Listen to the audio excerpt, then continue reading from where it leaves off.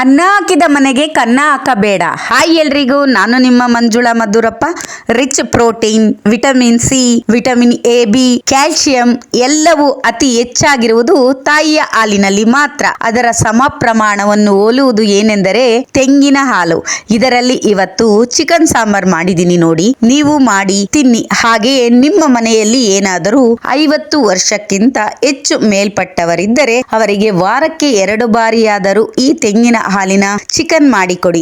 ಇದನ್ನು ತಿಂದರೆ ಮೂಳೆಗಳು ಗಟ್ಟಿಮುಟ್ಟಾಗುತ್ತವೆ. ಹಾಗೆ ಇದನ್ನು ರಾತ್ರಿ ಊಟಕ್ಕೆ ತಿಂದರೆ ನಿದ್ರಾಹೀನತೆಯನ್ನು ತಡೆಗಟ್ಟುವ ಹೆಚ್ಚಿನ ಪೋಷಕಾಂಶ ಈ ತೆಂಗಿನ ಹಾಲಿನಲ್ಲಿದೆ. ಹಾಗಾಗಿ ತೆಂಗಿನಕಾಯಿ, ತೆಂಗಿನ ಹಾಲು ಹೆಚ್ಚು ಬಳಕೆ ಮಾಡಿ ಅಂತ ಹೇಳ್ತಾ ನನ್ನ ಮುಂದಿನ ವಿಡಿಯೋದಲ್ಲಿ ತೆಂಗಿನ ಹಾಲಿನ ಬಳಕೆ ಮತ್ತು ಶೇಖರಣೆಯ ಬಗ್ಗೆ ಹಾಗೂ ಅದರ ಉಪಯೋಗಗಳ ಬಗ್ಗೆ ತಿಳಿಸುತ್ತೇನೆ ಎಂದು ಹೇಳುತ್ತಾ ಮುಂದಿನ ವಿಡಿಯೋದಲ್ಲಿ ಸಿಗೋಣ. ಹಾಗೆ ನನ್ನ ವಿಡಿಯೋ ನಿಮ್ಗಿಷ್ಟ ಆಗಿದ್ರೆ ಲೈಕ್ ಮಾಡಿ, ಶೇರ್ ಮಾಡಿ, ಕಮೆಂಟ್ ಮಾಡಿ, ಫಾಲೋ ಮಾಡಿ, ಸಬ್ಸ್ಕ್ರೈಬ್ ಮಾಡಿ. ಬಾಯ್ ಎಲ್ರಿಗೂ.